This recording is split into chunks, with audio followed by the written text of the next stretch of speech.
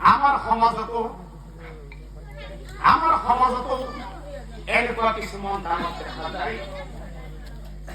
যি দানৱে আনৰ নাৰীৰ প্ৰতি বেয়া চকু কৰে আৰু সেই সকল দানৱে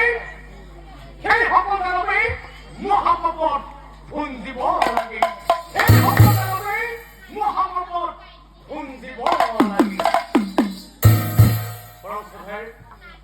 নামঘৰ বিৰাইজ